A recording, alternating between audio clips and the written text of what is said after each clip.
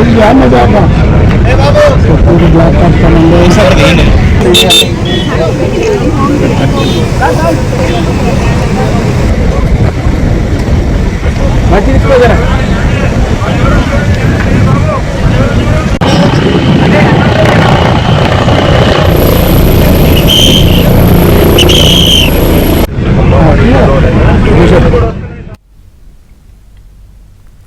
AICC అగ్రనేత లోక్సభలో ప్రతిపక్ష నేత రాహుల్ గాంధీ తెలంగాణలో పర్యటిస్తున్నారు. వికారాబాద్ జిల్లాలోని అనంతగిరిలో డీసీసీ అధ్యక్షుల శిక్షణ తరగతుల ముగింపు కార్యక్రమానికి ముఖ్య అతిథిగా హాజరయ్యారు.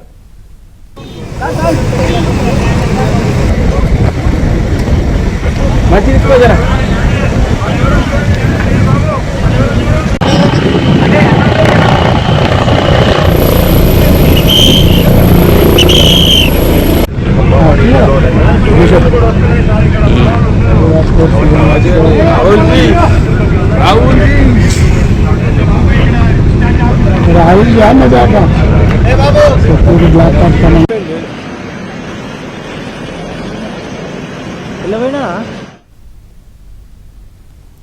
టీపీసీసీ రాజకీయ వ్యవహారాల కమిటీ సభ్యులతో ప్రత్యేకంగా రాహుల్ సమావేశమయ్యారు. ప్రస్తుత రాజకీయ అంశాలు, పార్టీ బలోపేతం తదితర అంశాలపై చర్చించారు. పార్టీ నిర్మాణంపై దృష్టి పెట్టాలని రాహుల్ సూచించారు. దేశంలోని ప్రస్తుత పరిస్థితులపై పీఏసీలో మాట్లాడారు. ఇరాన్ లాంటి పరిస్థితులు భారత్లో రాకూడదన్న రాహుల్, మోదీ చర్యలతో భారత్లో యుద్ధం వచ్చే పరిస్థితి ఉందన్నారు.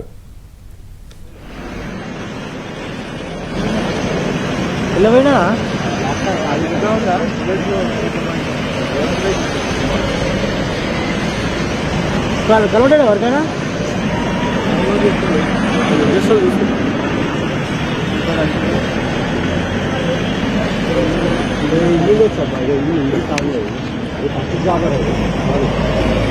ఇంకా కలవండి.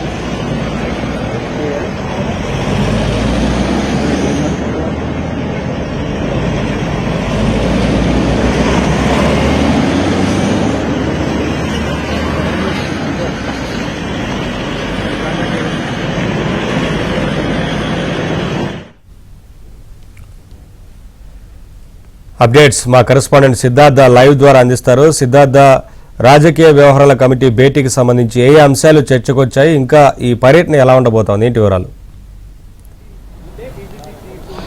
Thank you Naveen. కాసేపటి క్రితమే రాహుల్ గాంధీ పీఎస్సీ సమావేశంలో మాట్లాడారు. ఈ పీఎస్సీ సమావేశంలో పలు కీలకమైన అంశాలపైన రాహుల్ గాంధీ చర్చించినట్టు తెలుస్తోంది. ముఖ్యంగా దేశంలో నెలకొన్నటువంటి పరిస్థితుల మీద రాహుల్ గాంధీ పీఎస్సీ సభ్యులకు వివరించారు. దేశంలో ఎలాంటి పరిస్థితులు జరుగుతున్నాయో చూస్తున్నాం. ముఖ్యంగా అమెరికా, ఇజ్రాయెల్, ఇరాన్కి సంబంధించిన యుద్ధానికి సంబంధించినటువంటి విషయాలను కూడా రాహుల్ గాంధీ ప్రస్తావించినట్టు తెలుస్తూ ఉంది. ఇక మోడీ చేసినటువంటి తప్పిదాలన్నీ మెల్లిమెల్లిగా బయటకు వస్తున్నాయి.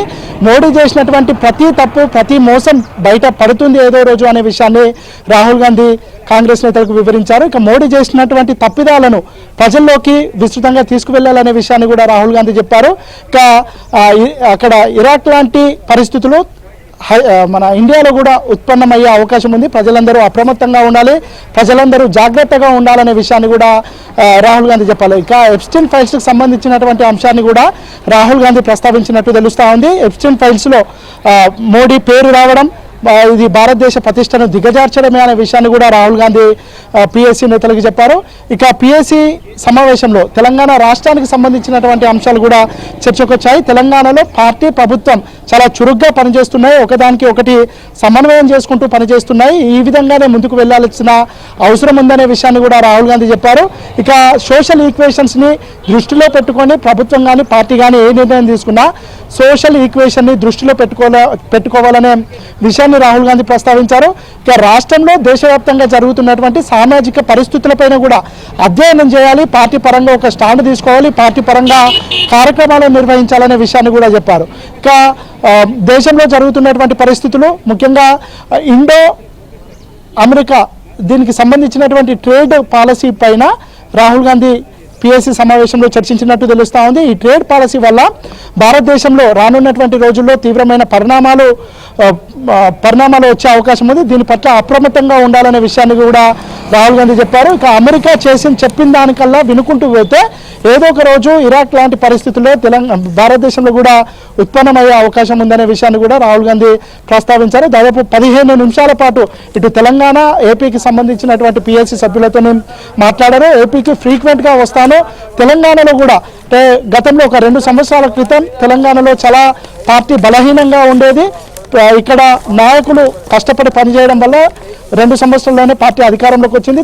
ఏపీలో కూడా అక్కడ కాంగ్రెస్ పార్టీకి మంచి మద్దతు ఉంది, కాంగ్రెస్ పార్టీకి అభిమానులు ఉన్నారు, కాంగ్రెస్ పార్టీకి కార్యకర్తలు ఉన్నారు. అక్కడ కష్టపడి పనిచేస్తే ఖచ్చితంగా అధికారంలోకి వచ్చే అవకాశం ఉందని రాహుల్ గాంధీ ఏపీ నేతలకు చెప్పారు. ఇక షర్మిలతో మాట్లాడినటువంటి అంశాలను కూడా షర్మిలతో కూడా ప్రత్యేకంగా మాట్లాడినట్టు తెలుస్తుంది. ఆ భేటీలో తాను ఏపీకి ఎన్నిసార్లు పిలిచినా రావడానికి సిద్ధంగా ఉన్నట్టు రాహుల్ గాంధీ చెప్పారు. దానికంటే ముందు తెలంగాణ విషయంలో కూడా రాహుల్ గాంధీ ఇదే విషయాన్ని చెప్పారు. తెలంగాణకు ఎన్నిసార్లు రావడానికైనా తాను సిద్ధంగా ఉన్నానని రాహుల్ గాంధీ గతంలో చెప్పారు. అదేవిధంగా ఇటు ఏపీలో కూడా అట్లాంటి కండిషన్స్ ఉన్నాయి కాబట్టి ఏపీలో అధికారంలోకి రావడానికి అనువుగా ఉంది. ఏపీలో కష్టపడితే ఖచ్చితంగా అధికారంలోకి వస్తామనే విషయాన్ని కూడా రాహుల్ గాంధీ చెప్పారు. ఇక